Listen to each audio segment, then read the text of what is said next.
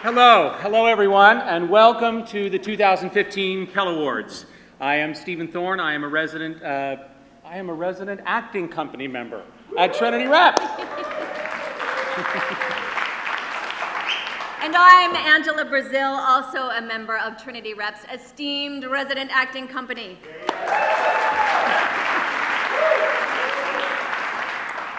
Thank you so much for being here tonight as we celebrate 4 people, all of them artists, philanthropists, and humanitarians.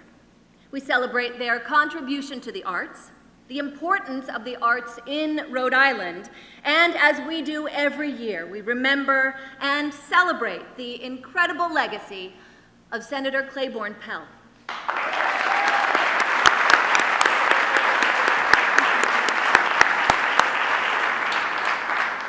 Tonight is the 19th annual Pell Awards ceremony. Throughout tonight's ceremony, we want to share remarks made by previous Pell winners that illuminate the importance of these awards and the work that the honorees do. Ruth Simmons, president of Brown University from 2001 to 2012, said at her Pell Award acceptance, "Were it not for Senator Pell's vision, I fear that our national landscape with respect to education, arts, and humanities would look woefully different and much starker.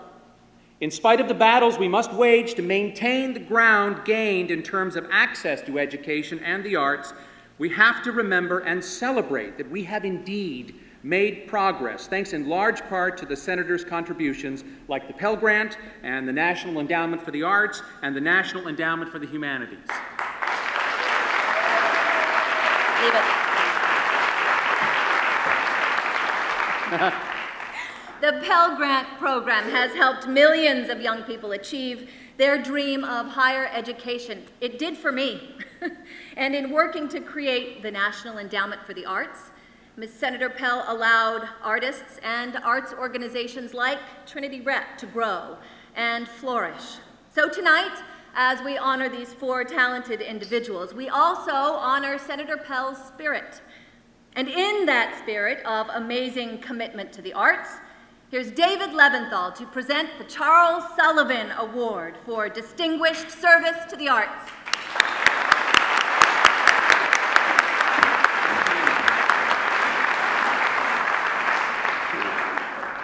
Thank you so much. Good evening. It's great to be here. I walked into Julie Adams Strandberg's 3 p.m. modern dance class in September 1991, and my life changed. I know that sounds like cliched hyperbole, but in my case, it's actually true. I'd been studying ballet for many years, but modern dance was completely foreign to me. Paul Taylor, Jose Limon, Martha Graham were vague notions, names dropped provocatively by 1 or 2 of the most progressive ballet teachers I had. After contracting, spiraling, rebounding, and sparkling for 90 minutes that day in September, my eyes were wide open, as if in a glorious trance, and my body was ready to explode in new directions. Julie had put out a banquet, and I suddenly realized I was starving. As she has done for students, colleagues, and artists lucky enough to work with her over the past 50 years, Julie empowered me to feel like a pioneer in my own journey, which is an incredible gift for a teacher to provide. But really, Julie herself has been a pioneer all along. In 1969, when she created Brown's first dance program. In 1971, through her direction of Rhode Island Dance Repertory Company, the first modern dance group in the state. In 1973, when she co-founded the Harlem Dance Foundation with her talented and brilliant family. In 1993, when she co-founded the American Dance Legacy Initiative and dedicated herself to transforming how people think about and experience American dance. In other hands, these journeys might have been powered by ego and fizzle out. But Julie is defined by 4 things: integrity, artistic quality, service, and family. Passionate about the art form that has helixed into her DNA, she has humbly devoted her life to serving and transforming individuals, institutions, and the world of dance, and infusing all of her efforts with core values in a way that makes everyone feel valuable. Over her 50 years of service, Julie has touched thousands of people, each of us a small ripple. But with Julie's mentorship, ripples become waves, and waves become oceans. I entered Brown wanting to be a journalist. 6 years later, I was touring the world with Mark Morris Dance Group. Another such ripple is now the it man of dance, Robert Battle, artistic director of the Alvin Ailey American Dance Theater. These words are from Mr. Battle, who could not be here tonight. Dear Julie, how I wish I could be there to celebrate with you, your family, and the other distinguished honorees at the Pell Awards. As you know, the company is performing at Lincoln Center, and I simply couldn't spring loose.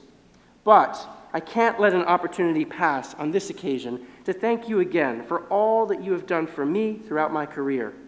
You encouraged me on my choreographic journey, bought my dances before they were in fashion, and staged them on your bright and gifted students at Brown.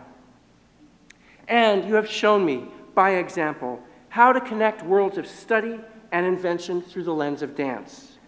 I am grateful that our shared love and advocacy for dance has, over these many years, nurtured our friendship with a little help from your little baby sister. Congratulations, dear Julie. With much admiration and love, Robert. Integrity, artistic quality, service, and family. It's all there in Robert's note. Ripples going out from a master teacher and teaching leader, empowering others to create waves that reach millions.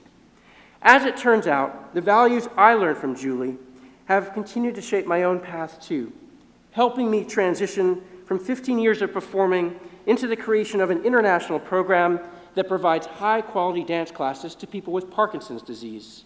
And here's where it gets really interesting. When you're as innovative and thoughtful as Julie is, ripples and waves come back to you and inspire you to keep breaking new ground.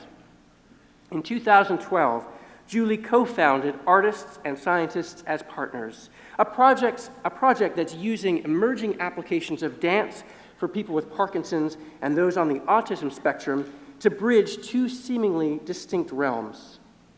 43 years after carving out a space for modern dance at Brown, 41 years after carving out a space for modern dance in Rhode Island, this pioneer is still at it, helping the rest of the world understand the value, power, and potential of her beloved art form, our beloved art form. There's one value I haven't talked about yet, family. A lot of people in the arts get into the arts to escape our families, to rebel against parents' values, to take another route, perhaps. But Julie's professional success has involved, nurtured, and celebrated family at every turn. Supported and loved by her husband, Joe, and youngest daughter, Marie, her ongoing professional collaborations with her sister, Carolyn Adams, a legendary dancer with Paul Taylor and master teacher in her own right, with her parents, Olive and Julius, in New York, with her oldest daughter, Laura Bennett, a talented choreographer and passionate educator and producer, have left all of us feeling richer and more connected, as if we are all part of Julie's family. It is a rare leader indeed who is able to innovate so deeply, push the field so brilliantly ahead, and inspire so many in the dance field and beyond, while keeping everyone in the family. On behalf of the family of dancers, teachers, and pioneers you've helped create here in Rhode Island and around the world, we thank you and we love you. It is a unique and unmitigated honor to present you with the Charles Sullivan Award for Distinguished Service in the Arts.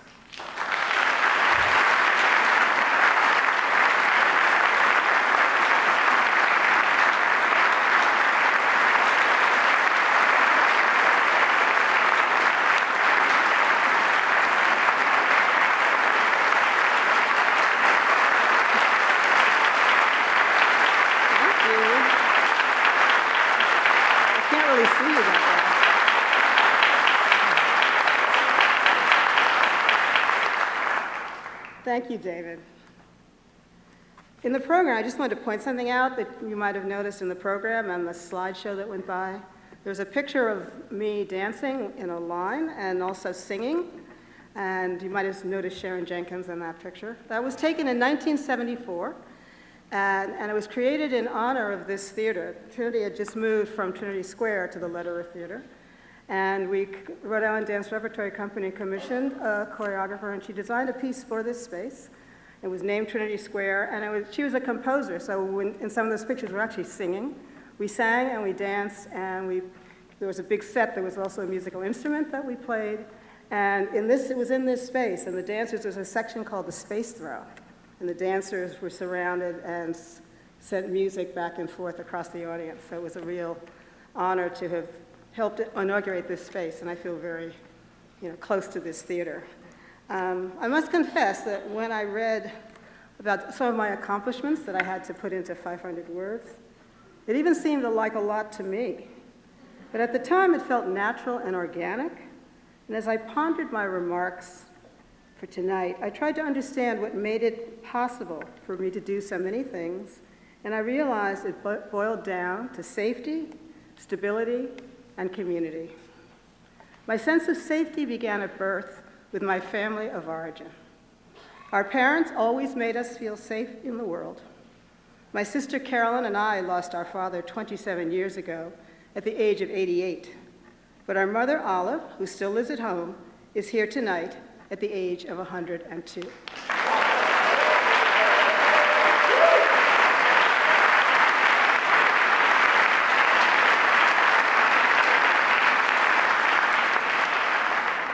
Carolyn is also here with her husband, Rob. Carolyn and I rarely fought and never really rebelled against our parents, even in the teenage years. They respected our differences, but treated us equally. One day we emerged from our apartment building with 2 new bikes, and a neighborhood kid asked if we were rich.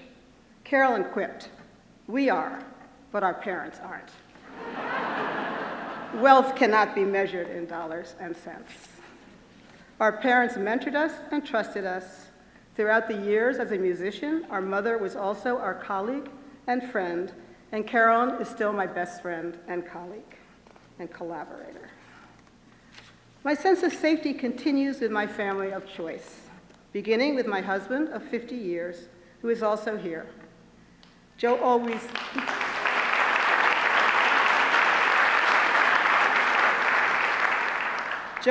did and continues to make me feel safe in the world. Dr. Phil used to say that a home should be a safe place to land, and Joe has given that to me. My children, Laura and Marie, among my best friends, are also here with Marie's husband, William. Only the grandchildren, Andrew, 9, and Jackson, 6, are absent, and that's probably a good thing. Also present is the newest member of our extended family, Phil, my mother's live-in caregiver. Thanks in part to her, the latest prognosis is for my mother to live at least another 5 years.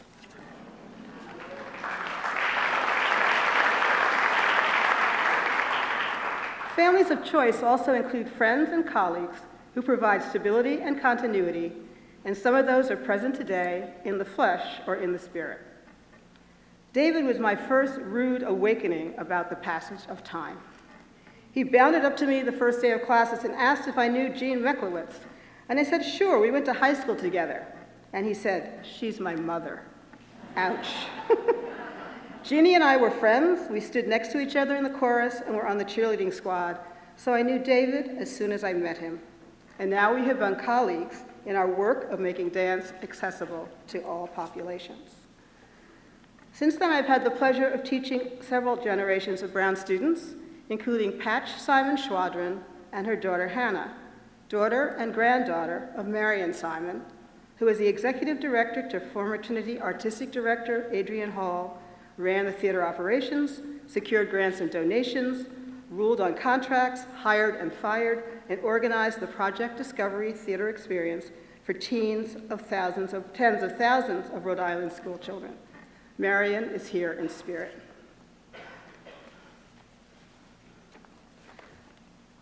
I'm sorry, got a page out of order. And then, got a page out of order.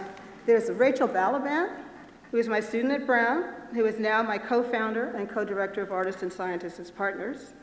And Sharon and Dick, dear friends since the 70s, way before they were the Richard and Sharon Jenkins.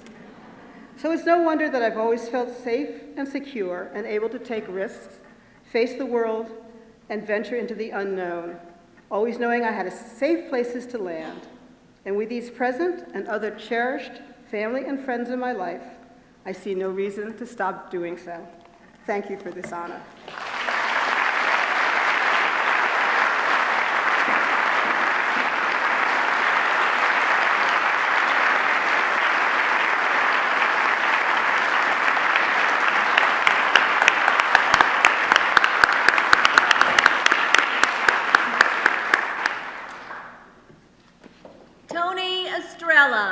The artistic director at the GAM Theater in Rhode Island was awarded a Pell Award 2 years ago.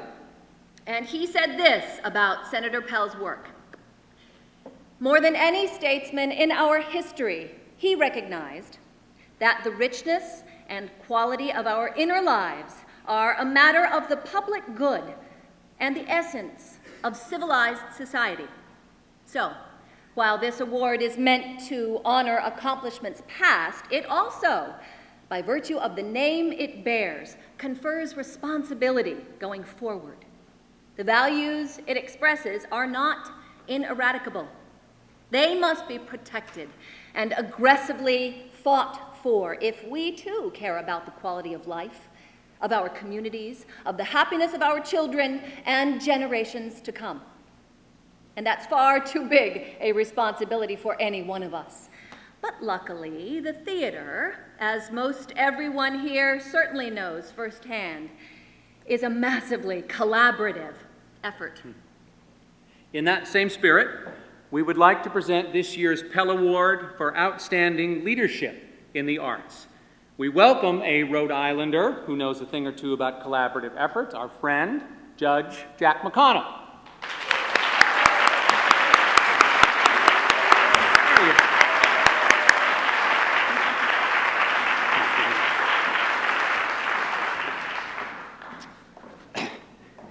As Executive Director of Trinity Repertory Company, Michael Gennaro has done more for the arts in the state of Rhode Island in recent times than any other single individual.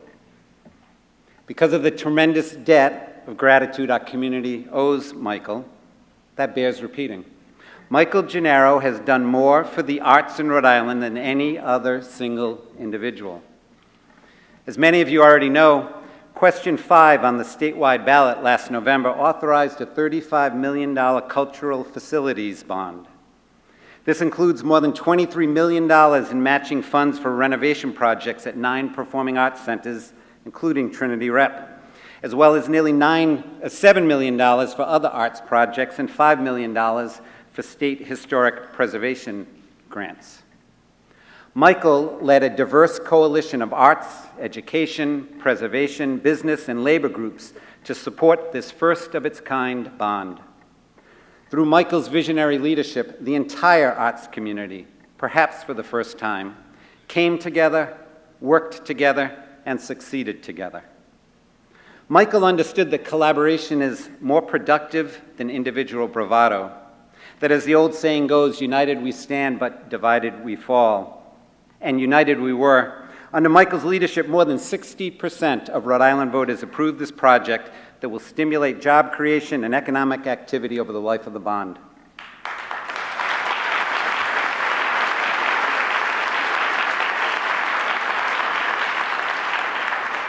The bond was critical to both the arts community and to our state as a whole. A recent study conducted by the College and University Research Collaborative showed that for every dollar invested in arts organizations, the state's economic activity increases by more than 2. Support for the arts is good government, and it is good business. Now, Rhode Island is not the only state, and Trinity is not the only organization to benefit from Michael's extraordinary talent and business sense. After graduating from his beloved Notre Dame and Fordham University Law School, and then spending a few years wasting this incredible talent practicing law, Michael served as managing director of Ford's Theater in Washington, D.C., then executive director at the Pennsylvania Ballet, then producing director at Paper Mill Playhouse in New Jersey. Michael came to Trinity in 2007 after having spent 8 years running the business side of Steppenwolf Theater in Chicago, where our own Kurt Columbus was the associate artistic director. They've been friends for 20 years. Kurt and Michael were sort of like Oscar and Felix, or Batman and Robin, or perhaps tonight, Will and Grace.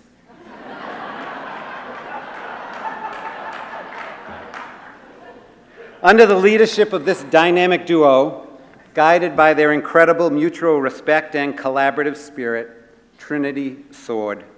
Michael's financial acumen is enhanced by his bold and daring theatrical flair, a flair that was part genetic. His dad was the famed choreographer Peter Gennaro, and his mother and his sister, his wife and his mother-in-law were all dancers. And Michael actually acted. He was in the original Broadway production of Godspell. Kurt Columbus is quoted as having said of Michael, "Unlike some executives and producers who look at the bottom line and work backwards from that, Michael looks at the creative spark and works forward." When Michael came to Trinity, he faced an organization burdened by debt and deficits. He worked diligently for 7 years to straighten and steer this $8 million economic ship, all the while ensuring that Trinity remained Trinity, with its longest-standing resident acting company in America, its Tony Award-winning national reputation for excellence, and its local historic and cultural significance. Michael also helped lead Trinity consortium with Brown University, and helped turn it into one of the country's top 3 MFA programs in acting and directing. In essence, Michael brought stability to Trinity and set this 50-year-old institution on a path to growth and flourish during its next 50 years. On a personal note, as chair of the board when Michael was our executive director, and I'm sure John Duffy and Suzanne Magazina, who succeeded me, would join in me in saying, Michael's gracious way and his generous spirit set a standard for this organization that will be hard to replace. He and his wife Donna Lee were vital and integral members of the Providence community, from the theater to the roller derby rink and beyond. Trinity's loss is a tremendous gain for Connecticut's Goodspeed Theater. Michael's award tonight is a shining example that the good guys do win. Michael, we miss you. It's with incredible pride, great joy, and heartfelt thanks that we bestow the Pell Award for Outstanding Leadership in the Arts on our friend, Michael Gennaro.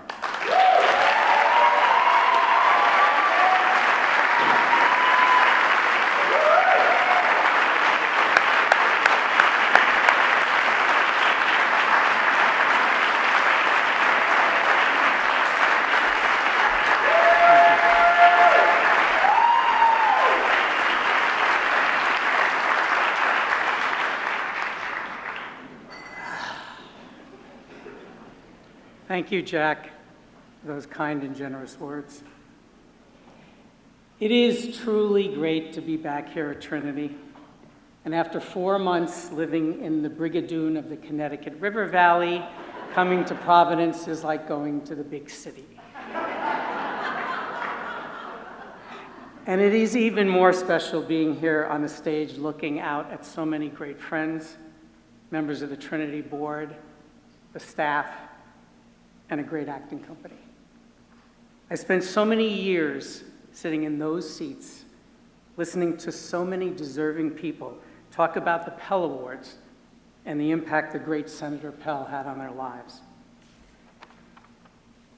There were 2 reasons that significantly influenced my decision to come to Trinity in the first place, and both of them are because of people in this room.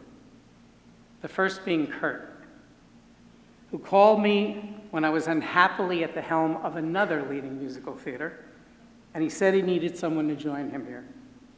After years together at Steppenwolf Theater in Chicago, I knew our business partnership would be a strong one. Little did I know that it will also become a truly great friendship. and take us on a journey filled with laughter, joy, frustrations, puzzlement, and unwavering mutual respect. And then, of course, there is the friendship that added in Donna, Lee, and Nate, who supported and allowed each of us to learn, grow, and embrace the challenges we had taken on, and provided us with the love and understanding we needed to keep on moving forward. Without them in our lives, we are only half of what we are and what we continue to strive to be. The second reason was Jack McConnell. From the moment I met him with Kurt, I intuitively knew there was an unspoken bond amongst us, that we could do anything, and that our partnership would lead to a lasting friendship made up of people who are always there for you.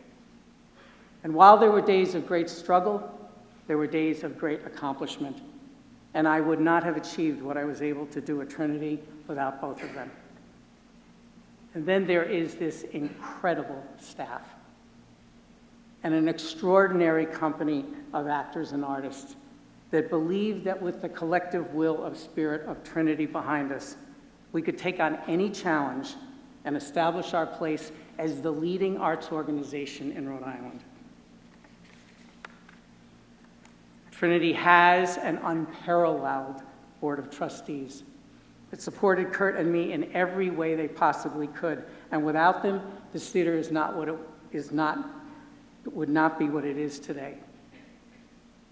And when I look back over my career that now spans leading 7 nonprofit arts organizations, I could never have dreamed that I would have 3 mentors at Trinity who would teach me so much about leading, and leading with grace and humility. Jack McConnell, John Duffy, and Suzanne Magaziner. There is no doubt in my mind that I have become the leader I am today because of those 3 people. I learn more from them each and every day about the qualities of leadership, and that humility and caring for each individual are far more important than personal achievements and accolades. And finally, and most important of all,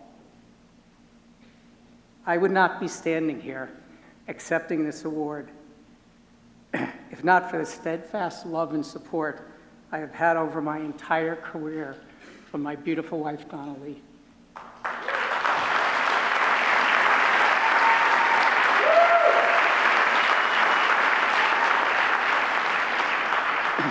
As many of you know, she is fearless and dedicated. Oftentimes I feel I am Ricky to her Lucy, but always she has an invincible spirit. And who knew that because of her I would become both a tireless advocate for all of the performing arts organizations in Rhode Island and a referee in the crazy world of women's roller derby. The last note I leave you with is for those in the audience who may not realize what an active and collegial art scene exists in Providence and throughout the state, as evidenced by the festival this past weekend. Providence is defined by its artists and its arts organizations that contribute so much to the vitality and spirit of the city, and for that, they need your appreciation and support. When you look at the list of stellar organizations, the Philharmonic, AS220, Waterfire, the GAM, Festival Ballet, PPAC, the Wilbury Group, Mixed Magic, the RISD Museum, Manton Avenue Project, Improv Jones, to name just a few, you can feel the vibrancy of not only what is going on, but more important, what can be. And that is the point I leave you with. The partnership between the arts and the state can be one that will uniquely define Rhode Island in a way few other states can even dream about. Thank you.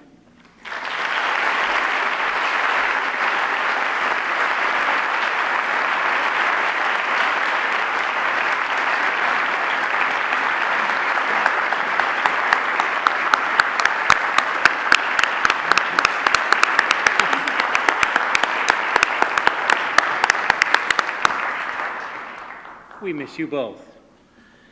When musician Jeffrey Osborne won a Pell Award last year, he had this to say about a life lived in the arts. That's what this life is about. It is about character. It is about sharing, caring, and giving back. It is a blessing to be able to come back to your hometown and give back, especially to children in the arts, to see their faces light up and see what this does for them. That's what my mother would be proud of, so this is what this award represents to me. Our next award recipient knows a lot about sharing, caring, and giving back here in Rhode Island. Here to present the Rhode Island Pell Award for Excellence in the Arts is Mike Renzi.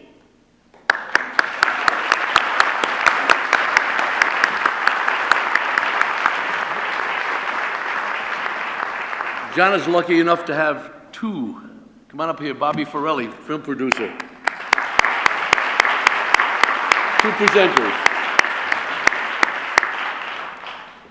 In yesterday's Sunday Journal, John Chan was quoted as saying, give them good, consistent quality, whether it's food, atmosphere, music, or whatever. That's John's formula, I guess, for longevity, and he certainly has proved it with his success in the restaurant field and as a presenter and, let's say, a purveyor of fine music, arts, and musicianship, okay? I first learned about John Chan. He started doing music in 1977. I left Rhode Island in 1976 to move to New York City and never thought about Chan's in Woonsocket. Didn't even know about it, actually. So here I am in New York City, and I'm talking to Dizzy Gillespie one day, and Warren Vachey, and all these great jazz musicians. And they said, hey, Renzi, you're from Rhode Island, aren't you? I said, yeah. He said, there's a great place up there now, Chinese food. They call it Jazz and Egg Roll. So I said, really? He said, yeah, it's John Chan runs a place called Chan's, and he's bringing up all these great musicians to play. I said, really? I had no idea. Anyway, fast forward to 1979. I'm still in New York doing my thing. And I get a call from some of the professors up at Berkeley, College of Music in Boston, where I went to school. And he said, we're going to do this Chan's place and with some alumni. Would you like to come up and play? So sure, I did the drive on the weekend, and lo and behold, I'm at Chan's, the place that I had heard about, and I meet the wonderful John Chan, a great guy, heart as big as this room. And from then on, just everything unfolded musically. Now, he started with jazz, basically, but jazz, you know, doesn't have the biggest audience now. So John has expanded his presentations to R&B and blues, and sure enough, it's total success. John, you are something else, man. The food that he serves the musicians makes us play better, and yeah, no, it's great. It's just a great hang up there, and you've done such a great job. I was amazed. I'm walking through the corridor of Chan's, and I see these watercolors. Beautiful. I said, hey, John, wow, whose paintings are these? He said, they're mine. You paint? Yeah. He says, and I'm getting into oil and acrylic, so I really, man, something else. Anyway, I've spoken enough. This is Bobby Forelli.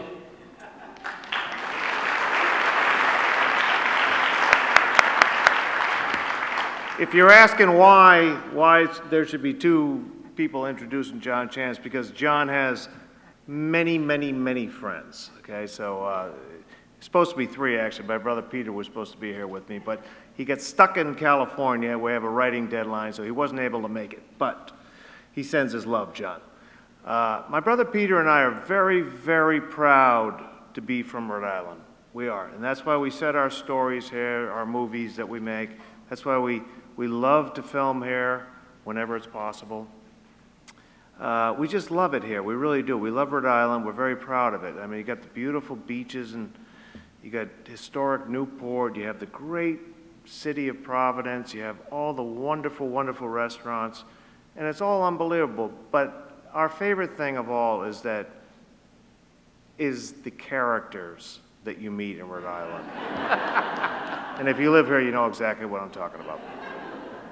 I don't know what it is. Rhode Island is a place where characters, people that are a little bit outside of the ordinary, are just like embraced, and They are. It's like it's just unbelievable, and they're allowed to flourish. John, I don't mean to be pointing a finger at you about this, but I'm just saying that of the people in Rhode Island that are like really distinct, the ones that I love, the ones that I really love, are the ones that are fun, that are really unique, and that are creative. And I don't think anybody embodies that more than John Chan. If you know John Chan, he is like the most fun guy.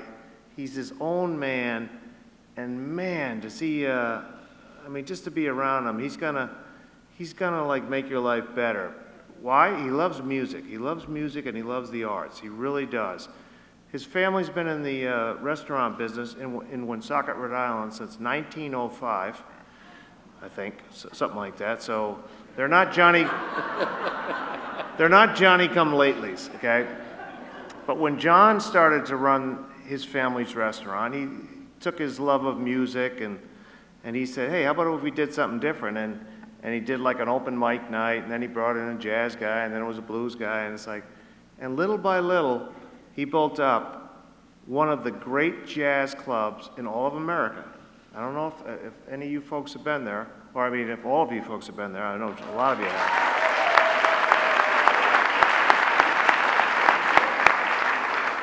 But you're going to have a hard time finding a more fun night, eating that wonderful food that you make, John, and listening to the world-class talent that you guys bring in. It really is, you're a Rhode Island treasure. And for me, I have two quick memories that like I want to say is that when we made the movie Stuck on You, we wanted to bring it back and do the premiere here in Rhode Island, and we didn't know where to go. And we're thinking, where can we go? Where can we go? We can go to here, you know, because we definitely wanted to bring it to Rhode Island. And one of the guys said, how about we, bring it to that theater over next to Chan's? It's like, well, I don't even know if it's working anymore. It's like, doesn't matter, we'll get it up and working, because if you're next to Chan's, you're gonna have a good time. And we brought in Meryl Streep, Cher, Matt Damon, Greg Kinnear, Woody Harrelson, Johnny Knoxville. We had people coming in from all over the world, and they went to Woonsocket, Rhode Island, and had the time of their life.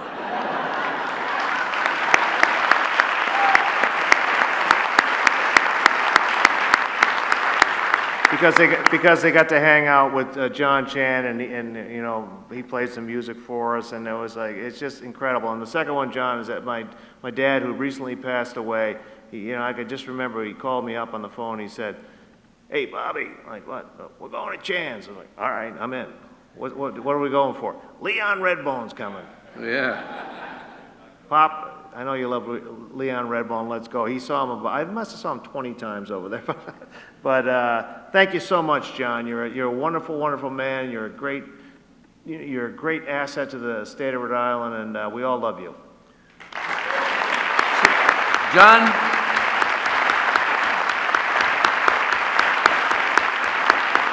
thank you for your continued support for music and the arts. And you were born in Hong Kong. You came when you were 10 years old, and you never looked back. And we're really proud of that, man. And thank your college dorm roomie for having you listen to that Duke Ellington record that changed your whole perspective about jazz. So it's with great honor that we present John Chan with the Pell Award for Excellence in the Arts. Come on, John.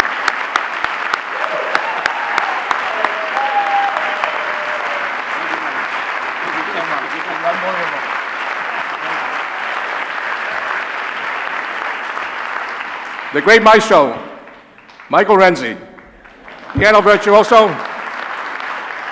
He just came back from London and Bahamas with Tony Bennett and Lady Gaga. Yeah, just to be here with you guys. And my good friend Bobby Farrelly, the brilliant, very funny Bobby Farrelly. Thank you.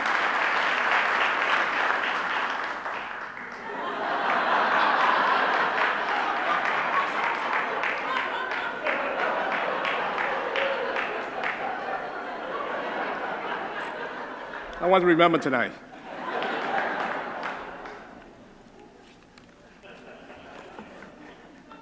This is an amazing honor. I feel like I'm at the Grammy, the Academy Award, Hollywood premiere, Actually, I received an Oscar. My Oscar was in 2003 for my brilliant performance with Cher in the film Stuck on You. It was, of course, presented by the Farrelly brothers. I was the best actor that got cut from the movie. True story, right, Bobby? But seriously, I'd like to thank Catherine Callan, the Director of Development, for making my road to the Pell Award fun and exciting. Artistic Director Kurt Columbus, the grandchildren of Senator Pell, the co-chair of this fabulous gala, Jonathan and Julie Duffy, Mark and Catherine Gim. I'd also like to give a big thank you to a very talented, longtime member of the Trinity Resident Acting Company, Mr. Timothy Crow, for my nomination. Timothy Crow.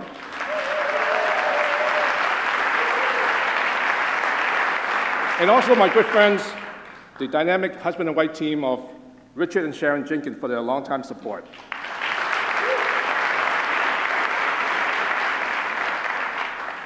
The Pell Awards is one of the most prestigious arts awards in the country. I'm truly honored. As a matter of fact, my favorite high school field trip was attending Trinity Rep performances at the old Trinity Church in the 60s. The Honorable House of Chan had great admiration for Senator Pell. He was a remarkable gentleman with high integrity and moral values. His vision for endowment for the arts and the Pell Grant set the standard for arts and education. I first met Senator Pell at our family restaurant, accompanied by his personal aide, Jack Cummings, who was the former mayor of the great city of Woonsocket. They were campaigning in the Blackstone Valley, and I recall Senator Pell and my father, Ben, would have some very lively conversations. Well, it's been 50 years since I adopted Rhode Island as my home. My journey to the Ocean State has been a lively experiment. My parents had instilled in me a healthy sense of self-confidence and work ethics. My friends call me the impresario of live music in southern New England, and we are proud that we have employed thousands of musicians in the last 38 years.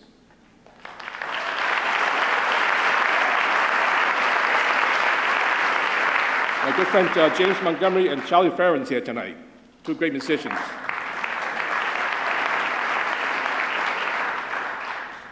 And chants have become a little piece of heaven for musicians and their fans. There's an intimate supper club atmosphere with lots of good mojo working. The room is magical for musicians and their knowledgeable and receptive fans. The chemistry is electrifying. It's great fun, and you are all invited to experience 8-roll jazz and blues live at Chan's. In closing, it's my honor to share this fabulous Pell Award with all the talented musicians who have graced our stage, and with our wonderful fans for their loyal support.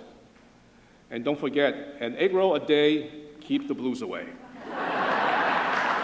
Thank you all from the bottom of my heart. Thank you.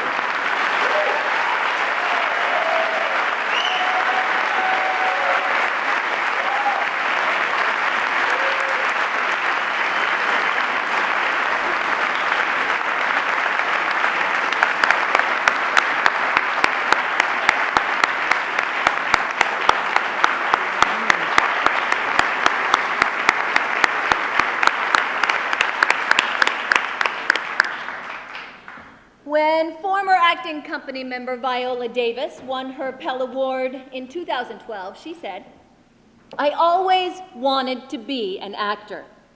When I come home and when I do theater, and I see a little girl with an afro sitting there, I'm reminded of what an honorable profession it is, and how theater can be a healing force." Our last award this evening goes to another great actress who got her start right here in Rhode Island. We are delighted to welcome local director Jim Metcalf to present this year's Pell Award for Distinguished Achievement in the Arts.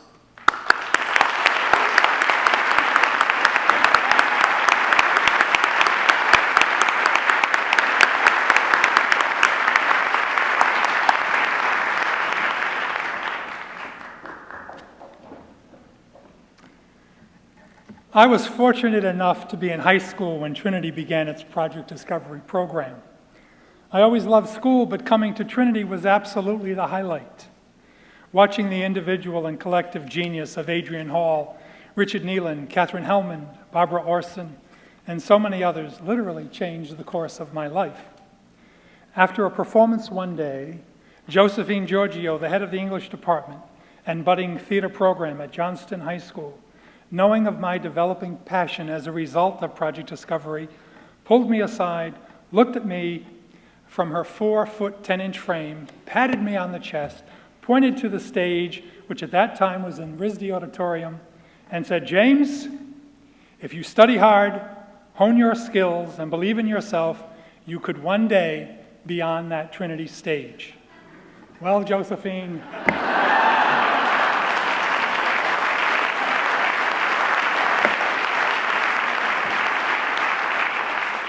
it took 50 years, but here I am. But I mention this because in many ways, Project Discovery was the impetus in defining my ultimate career path. And while I did not pursue a professional theater career, as Mrs. Giorgio had encouraged, I shadowed directly in her footsteps and became an English and theater teacher, a road that our great poet Robert Frost might proudly say has made all the difference. There is no finer profession, no job more rewarding than that of teaching. And why? Because of individuals like our last honoree this evening, Debra Messing. I was blessed and honored to get to know Debbie, as I always called her. She probably doesn't remember this, but I first met her when she was 12. Her big brother Brett brought her to the high school one day during one of our after-school rehearsals. Knowing his little sister's growing passion for the stage, Brett wanted her to see the theater and watch a rehearsal to get a sense of what it would be like when she was a student there. Here was this tall, thin, bright-eyed, lovely young girl, seemingly mesmerized by what we were doing. Even then, I could see the passion in her eyes and that determination that this was definitely something to which she aspired.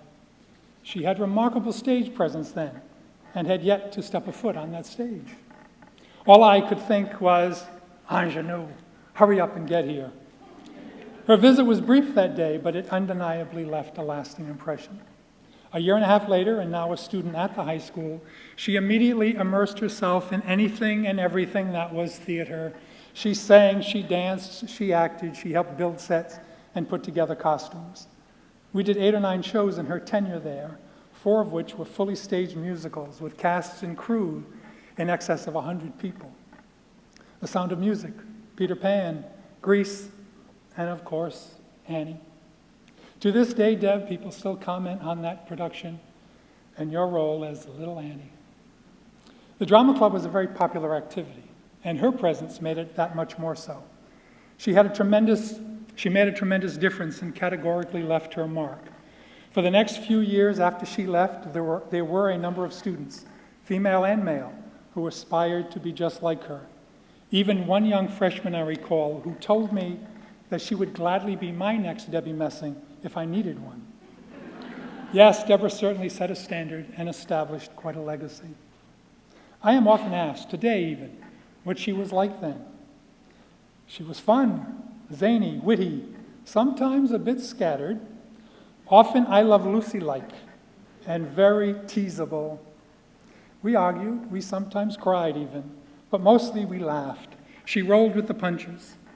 She was also tops academically and was forever a team player involved in not just the theater, but so many different clubs and activities. But when it came to the stage, her focus and dedication were unequaled. We had endless conversations, not only about character and production, but also about her goals and potential career. Here was a girl I witnessed go from that eager tween the day we first met to a confident, creative, wise, mature young woman. Along the way, there were some special moments, of course. There was a day my big ring flew from my finger and hit her in the bridge of her nose. Our many field trips to New York City to see incredible Broadway shows. There was even a school trip to Austria one spring. Can't go to Austria and not visit the location settings for the movie The Sound of Music, which we had done a couple years prior. There we were in the actual garden house singing I Am 16, going on 17, with her leaping from bench to bench to bench and giving the other tourists quite the performance. Debbie and I even shared the stage once in a children's production of Winnie the Pooh. And you can guess who played Pooh. But yes, I played Pooh to her rabbit. But for some reason, however, I always had trouble remembering my lines in those scenes with her. So I simply taped them to a makeshift wagon wheel we used in those scenes. Debbie and the crew, however, I think to teach me a lesson, would change my lines every performance. Yes, she had a tad of mischief in her as well. Then there was the night she was crowned Rhode Island's Junior Miss, a program I had supported for many years. If ever there was a young woman perfectly suited for this program, it was she. I encouraged her to compete so that she could showcase her talent, scholarship, poise, and presence outside that of a production. Sure enough, she won that title, which made for one very proud evening back in February of 1986. And as recent as just a few years ago, there was that unintentional surprise visit to the Live with Kelly show in New York City. Debra was to be a guest, promoting her new series, Smash, premiering that evening. Friends of mine from Jersey surprised me with tickets to the show, and away we went. I fully intended to let her know I was there, sending her a note backstage indicating such. Unfortunately, she was delayed getting to the studio and never received it. Within a couple of minutes of Kelly's opening chat with Deb, however, Rhode Island was somehow mentioned. Hearing Rhode Island, my friends and I politely applauded. Deb looked in our directions, realized who I was, and her reaction was astounding. So much so it went viral. And by the way, there are still some people, Deb, who think we staged that whole thing. Debra was very fortunate. After leaving East Greenwich and earning her BA in acting and theater, summa cum laude, of course, at Brandeis, she continued directly to graduate school to earn her MFA at the esteemed Tisch School of the Arts at NYU, one of only 15 students admitted to the program that year. And here is what is quite remarkable, but not at all surprising about Debra's journey after that. Upon graduating, there was no downtime, no waiting tables, or working as a nanny or a dog walker, as is the case with so many young, aspiring actors. No, Debra was immediately offered a role in Seattle, The Importance of Being Earnest, for which she earned her union credits. That was in 1993, and from that point on, she has never stopped working. A product of her own determination, diligence, and creativity, she had been a part of numerous hit television series, 6 of which she has had leading roles. Ned and Stacy, Prey, Will and Grace, The Starter Wife, Smash, and of course her current one, The Mysteries of Laura. In addition to that, add 12.5 films, commercial endorsements, countless guest appearances, and of course her work both off and on Broadway.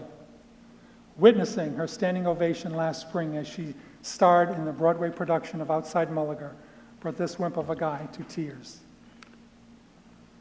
And for all her wonderful and wide-ranging work, she has been honored repeatedly with more than 50 nominations and wins for such awards as the Golden Globes Awards, the Screen Actors Guild Award, the People's Choice Award, the Teen's Choice Award, the American Comedy Award, the TV Guide Award, the Gracie Helen Award, the Women in Film Lucy Award, and of course, the coveted Emmy, for which she was nominated 7 times, winning one in 2003. And now this evening, the prestigious Pell Award.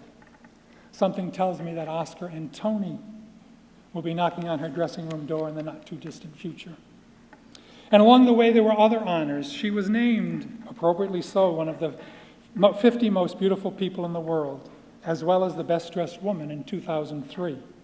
Not at all surprising to me, since if I recall, she always loved fashion and shopping. And my guess is that that has not changed. Be it a Macy's, a Marshall's, or any mall, she relished the art of finding that perfect outfit. I would be remiss here if I didn't take a moment to mention Debra's wonderful and loving family. I have already mentioned her big brother, Brett, forever supportive and protective of his little sister. He too was a phenomenal student and has enjoyed incredible success in life. Their dad, Brian Messing, here with us tonight, was an ideal dad. Debbie was his little girl, but he was always pragmatic and kept things real, instilling in her those concrete values which have guided her throughout her life. And then there was Sandy, Deb's mom. What a gem she was, and the most supportive parent I had ever met. I think I had more conversations with Sandy than I did with all other parents combined. She was a kind, caring, and amazing woman, just like her daughter. And now to the apple of Debra's eye, her 11-year-old son, Roman, the light of her life, who from all accounts is becoming quite the actor himself. In the true spirit of the Pell Award, Debra's work has truly advanced the art form. But it's her charity and humanitarian contributions where she has made an incredible difference. Debbie was never one to boast, but I know she is exceedingly proud that she can use her celebrity as a voice and means to help better the lives of others. And she has done that repeatedly here in the U.S. and throughout the world. Her work includes numerous PSAs for such varied organizations as Peace First, Read Across America, and Stomp Out Bullying. Among her projects are gun safety, Toys for Tots, Haiti Relief, the Joyful Heart Foundation, the Everyone Matters campaign, Save the Children, and UNICEF. And even just last month, she raised $22,000 for her charities playing Celebrity Jeopardy. Watching her in the frustration of trying to press that button to be first was very fascinating. How did you keep from uttering nasty? But it is her work for and within the gay community where Debra has indeed had the most profound impact. She is a passionate advocate for the LGBT community and has served in the role of global ambassador for the NGO PSI, for whom she testified in Washington on Capitol Hill, and helped secure $100 million in HIV prevention, treatment, and education in Zimbabwe and throughout Africa. Her work is ongoing and with organizations and with other organizations as well, including the Gay Men's Health Crisis, AMFAR, and the Human Rights Campaign.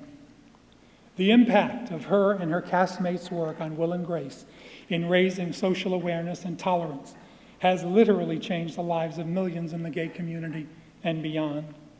The remarkably rapid pace of their quest for equality was, as Vice President Joe Biden said, a direct result of the popularity of Will and Grace. Those four lovable characters, Grace, Will, Jack, and Karen, showed America and the world, no matter who we are human first, and we are all the same. We laugh, we cry, we emote, and we love regardless of whom we choose to love and share our lives.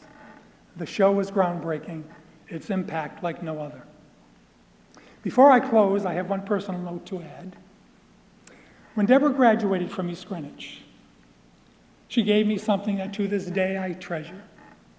I had just built a new home the year prior and had become a passionate, almost obsessed gardener. I still am. Knowing that, she gave me a small Japanese lace-leaf red maple tree and told me that maybe when it grew, it would serve as a reminder from time to time of all the good that we had shared. I planted that tree in a prominent place at the end of my driveway. And once Will and Grace began airing, I began calling the tree Grace, appropriately, certainly, for its graceful arches and stunning red color. Debbie, there is not a day that I do not leave or enter my driveway that I am not reminded of all the good that we shared. Yes, I am as sentimental as they come, so much so that in April of 2004, I planted the mini-me tree of Grace, a small Japanese lace-leaf green maple in honor of the birth of her son Roman, to which I always refer to now as Roman's tree. Ironically, 29 years ago this month, when Debra was a senior, I stood on the stage in East Greenwich High School to present her with the Drama Club Award for her 4 years of outstanding theatrical achievement and contributions. It was emotional for me knowing that she was moving on, but I unequivocally knew that evening that one day I would come to celebrate her ultimate success. It is my undeniable pleasure and privilege and distinct honor to present the 2015 Pell Award for Distinguished Achievement in the Arts to my student, my inspiration, my friend, Debra Lynn Messon.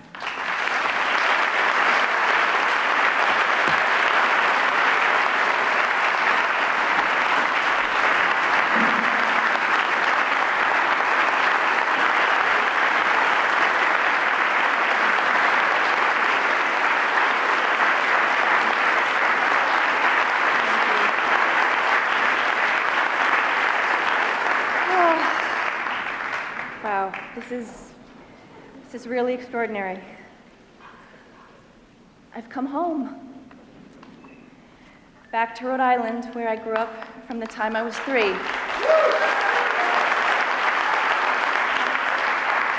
And back to Trinity Rep, where I studied acting for a summer as a young girl, with a dream of becoming a professional actress, maybe even becoming a member of the venerable acting company. I want to thank the members of the committee for this honor. You will never know what this means to me. I want to extend my congratulations to my fellow recipients. I want to acknowledge the Pell family, for whom I have incredible respect and profound gratitude. The late, great Claiborne Pell created a vehicle for social change that has elevated and altered our country forever. The Pell Grants say to the world, everyone is of value. Everyone has to have access to education and a means to better themselves, which in turn betters our society as a whole. The Pell Grants are the foundation of the American dream, and to be receiving an honor in the Pell family name is humbling and, frankly, moving. I'm truly grateful.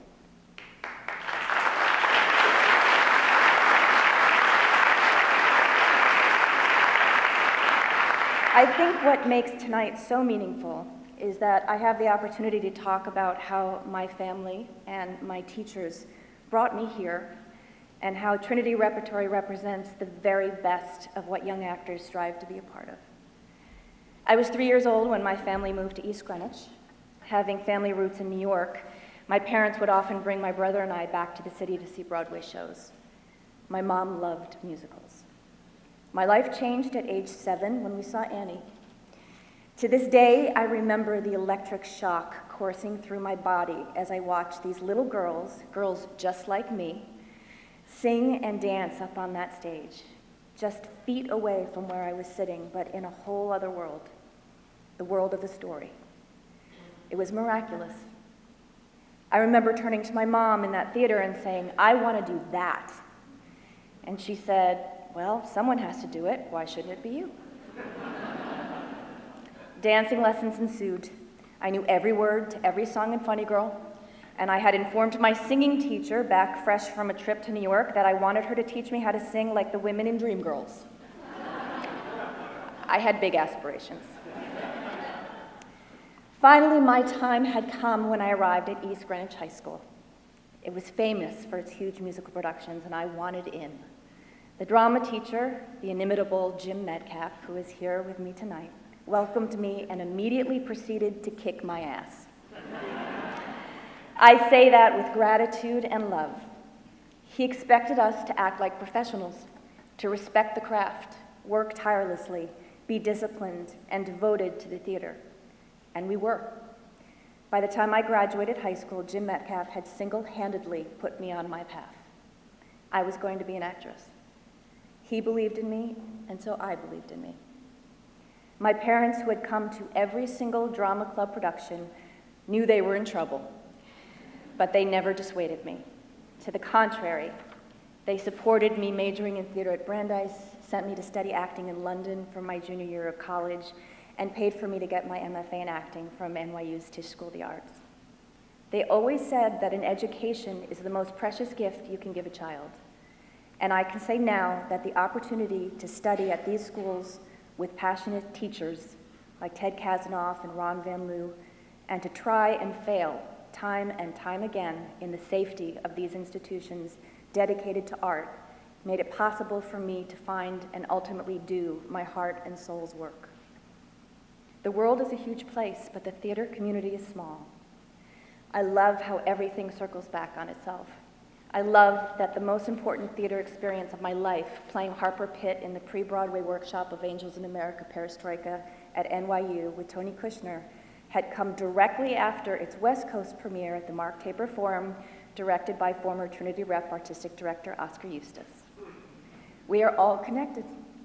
That's the beautiful message of that wondrous play, and it's true. Doing that play in a tiny black box theater with lines and lines of people around the block every night wanting to hear Tony Kushner's words, to see at the curtain call people openly weeping with gratitude for the story we had presented to them, that was when I understood the power of the theater, the power of storytelling. My theater games teacher, Paul Walker, was dying of AIDS when he saw the play. He was gone 3 months later. And from that point on, I have been dedicated to HIV prevention, education, and treatment. I don't think it's a coincidence that I was cast as Grace in Will and Grace. None of us knew when it began the social and political impact the show would have, but it very soon became apparent that we were a part of something that through humor and storytelling had the potential to change hearts and the source of great pride to changing legislation.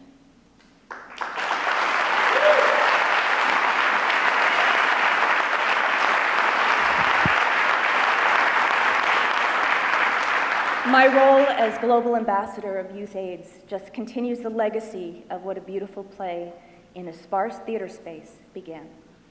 Art is life, and I'm so very grateful to be a part of this community and to be able to say thank you to those who lifted me up. My dad, who is here. I love you, Dad. My mom, who is here, but no longer with us. I know she is bursting with pride right now. My friends, my teachers, my home state, and my greatest production of all, my son Roman. As they say, it takes a village, and I'm so grateful to be here at Trinity for such a beautiful moment in my life.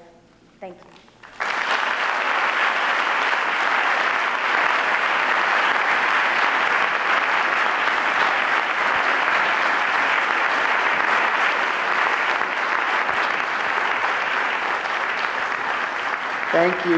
Thank you, Debra. Hello, I'm Kurt Columbus, and in case there's any confusion, I am Batman. Sorry, Michael, you're wearing a red tie, and I'm wearing black. I mean, I get to be Oscar too, so that's not a compliment. This is the point in the evening where normally I say, I'm the artistic director of Trinity Repertory Company, and on behalf of Michael Gennaro and myself, but I can't because he left me, so see, there's something else. Okay. No, I wanted to thank you all for supporting Trinity Repertory Company. This is one of the most amazing communities to live in, make art, make things happen in the entire world, and we are very fortunate. My husband Nate and I moved here 10 years ago. This is our 10th Pell Award. Yes, it is.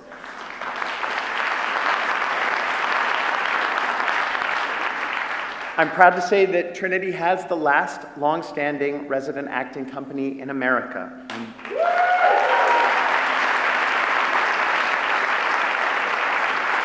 I'm proud to say that we are an incubator for groundbreaking new work like Melancholy Play, which is playing downstairs, a brand new world premiere musical.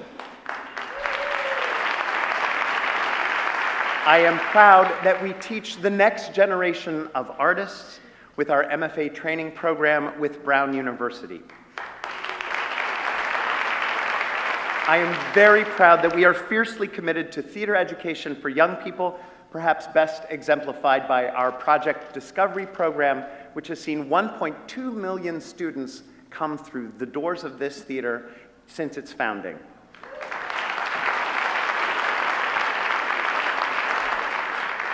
We live the principles of Claiborne Pell in this theater every day.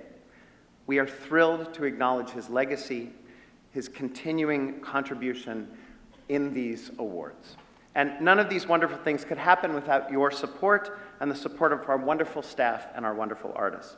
I'd like to thank our honorary co-chairs for tonight's event, Senator and Mrs. Pell's 5 grandchildren and their spouses, Christopher and Christina Neal, Clay Pell and Michelle Kwan, Nicholas and Annie Pell, Dr. Tripler Pell and Tawfiq Hamoud, and Ames Yates Jr. Let's give them a round of applause.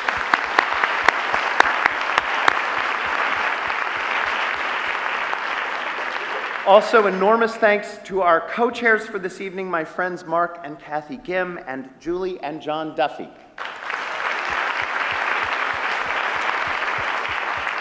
And finally, a special note of appreciation for the Pell Awards Planning Committee, for the Trinity Rep Board of Trustees, all of our generous sponsors, including our 4 producing sponsors, which are CVS Health, IGT, the the Nelson Family Foundation, Stenhouse Consulting, and our presenting sponsor, Subaru of New England.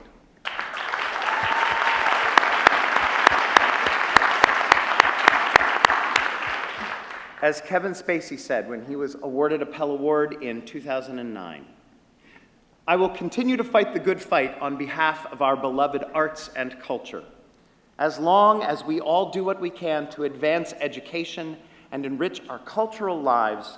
The glow and the challenge that Senator Pell left this world will continue to shine brightly.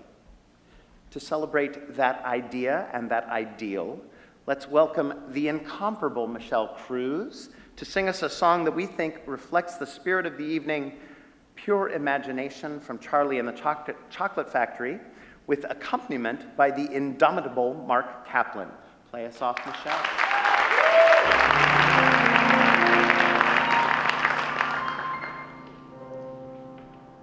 Come with me, and you'll be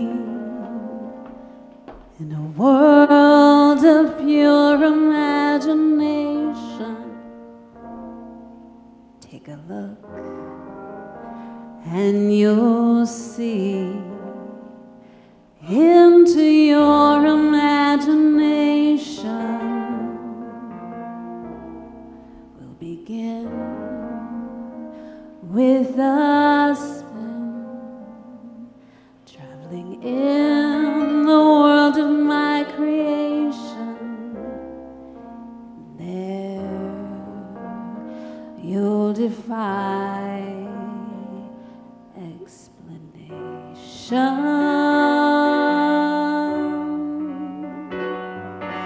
If you want to view paradise,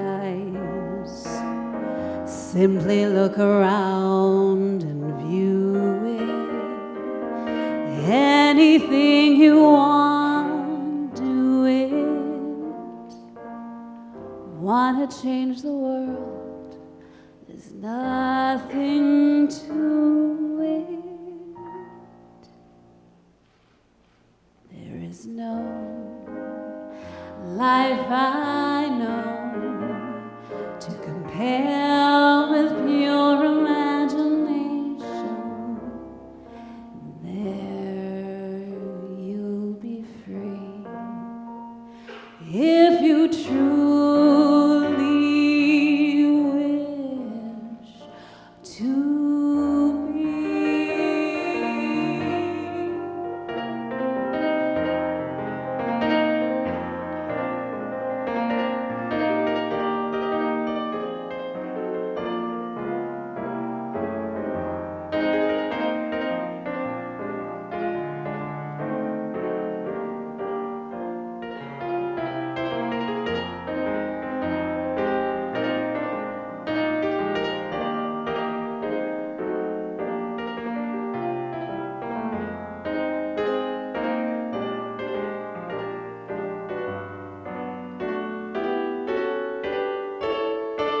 If you want to view paradise, simply look around and view it. Anything you want, do it.